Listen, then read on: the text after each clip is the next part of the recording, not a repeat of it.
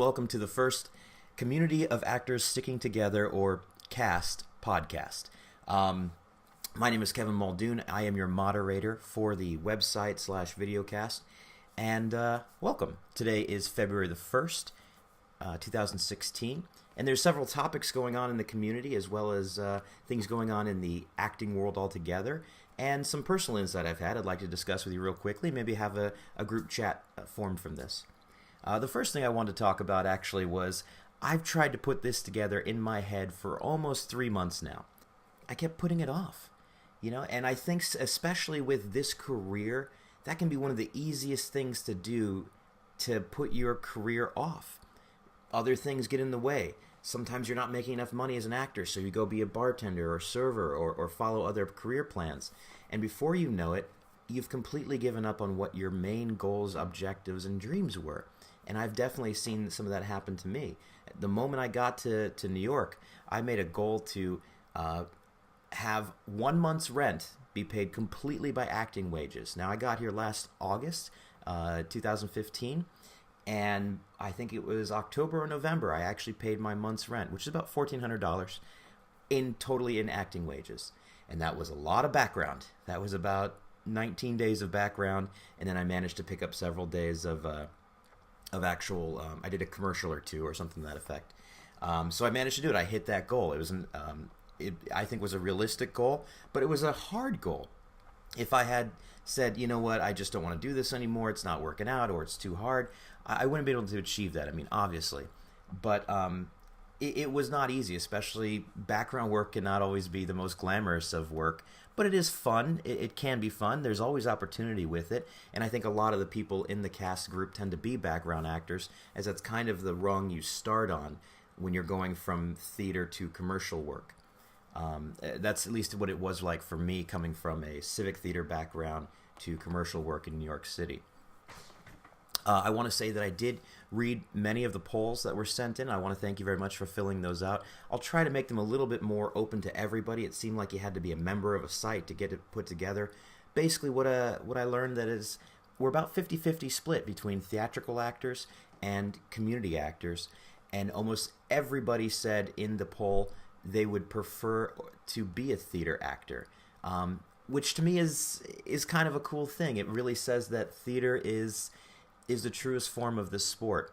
It really is. When you're in front of somebody, in front of a crowd, whether it's a few dozen up to several thousand, anything can happen. Anything can go wrong. And that moment when the audience clicks, when you're making your point on the stage, when a scene is powerful enough to make them gasp or cry or laugh, is amazing. And you don't really get that kind of feedback from on the commercial side.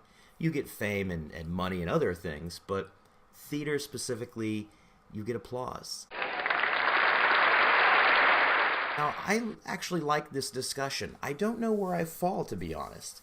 Here's what I can tell you from the work I've done in commercial and background as a non-union member. First off, union is more or less treated like kings. And I mean that in the nicest possible way, but they've you would think, earned their place, and the union often fights diligently to make sure that their members are treated appropriately. When you're non-union, you are, I hate to say it, expendable in many regards. You feel from the experience I've had that we are on the very bottom of a very tall pole, filled with producers and directors and core actors and unions and even all the people behind the scenes that are putting it all together, your key grips, your PAs, all this, all the way down to the very, very lowest performer is the non-union background actor. So I completely understand Bevan's point of view of saying, well, what if we formed a non-equity union? Would that be possible? How would that work? I don't even know where to begin. So the people that are looking into it, I'd love to hear back more about it, get some feedback on how you're putting this together, because it does sound really interesting, and it's worthy of having a conversation.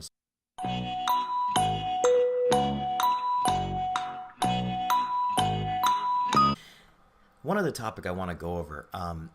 I did get a chance to have a principal role on a TV show that finally aired. It was filmed last October, I believe. It was called Shadow of Doubt on the Investigation Discovery Channel. which there's also some links online. I believe I posted the video as well for people to see. And in that, it was kind of a TV show reenactment. So it's my first official work on a network show. And I know I got the role specifically because I look like a younger Mark Castellano, the guy I was playing. I remember the audition day, and before I went into auditions, because it was a true story, I was able to look up the actual person that this happened to.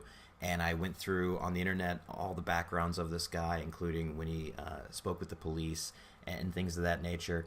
And I followed down and I tried to grab his accent and his mannerisms. So when I went in for auditions, I had that in the back of my head, and I feel it did help me prepare. Now, on to my actual reactions. It was pretty cool. I've done a few internet videos before, and I've done some background. But this was something that, some friends of mine just managed to catch, and they're like, oh my God, that's Kevin right there. I can absolutely admit that the camera does add on about 20 pounds, and there were some very unflattering shots if you see the video, and some unflattering clothing choices. But it does remind me that this is, for the most part, especially when it comes to commercial work, a business of beauty. All right, I want to thank you very much. Hopefully we get to have a nice conversation on the website this week about the future of a non-equity union. And I'd love to hear your feedback on that and any more you can tell me about this podcast. Thank you very much. Have a great week. Bye.